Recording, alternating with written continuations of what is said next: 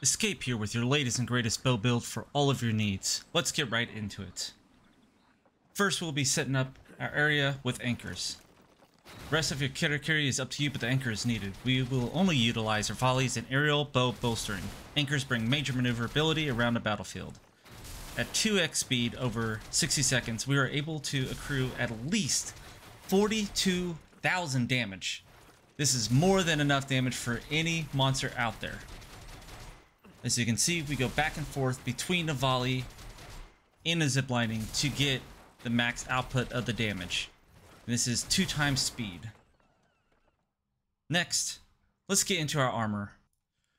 First will be our helmet, which is the Garuda Hat Kimono Path. We have fatigue recovery, which increases stamina recovery speed, which will definitely help. And then deaf ears, so you don't have to worry about the start of the battle or whenever they are screaming at you. And also, if you are attacking and fighting in the daytime, you get that 5% extra damage and attack. Our second one is Garuda Uwagi Kimono Path Chest Piece. We get self-control, boost stamina recovery speed when only a single life thread remains, and then Desperation, which reduces defense but boosts attack into every single piece of arrow that sticks into the monster. Next is our Garuda Gauntlets. For our gloves, once again we have Desperation, so another 7% increase. Then you have Critical Draw, boosts the chance of unleashing critical hits for a while on drawing your weapon, and then your Strong Arm Spirit. So if you plan on doing Hunter's Arm, you have a chance of landing critical hits for a while after you activate it. Now we hit the fourth piece of equipment, which will be our Wayward Brigand Loincloth Kimono Path once again. The biggest thing in here is a core boost, which increases maximum stamina by 16%. We will need that to bring out more arrows on every single volley. And last but not least is our boots, the Wayward Brigand Boots Kimono Path, which we get Resurrection on. So this is for your survivability and entangle recovery, which speeds up recovery from being entangled by 33%. Next will be our talismans. Every single talisman is different, so depending on what you got. For me, I like the recovery boost for survivability on my first one, which is a Black Hemp Rosary. And then afterwards, I started looking into all my attack talismans to help boost my attack on that. My first attack talisman gives me another 4% Desperation.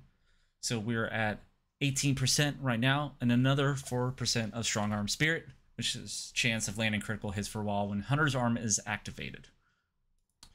Then my next talisman is going to have 3% Battle Spirit, boost attack against Enraged Kimono, which if you're playing solo, that will happen every single time for the most part, so that gives you an extra 3% attack.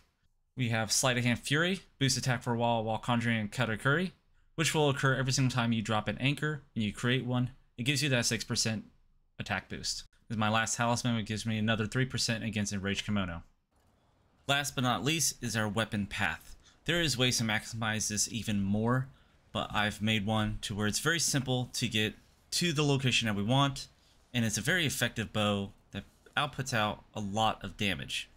As you can see, we run down to the right side, and then once we get down to the bottom corner, that'll be our first skill, which is Broken Beast Screaming Arrow. Then we pick up Desperation, and then we also pick up, for our third skill, Extreme Archery.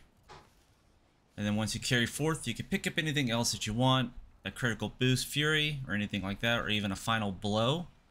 And then we just swap down to the other side. And this will be what you will want for your final skills. We will be up to 33% Desperation, which is insane amount of extra damage output. But this build, you become a glass cannon, so don't get hit.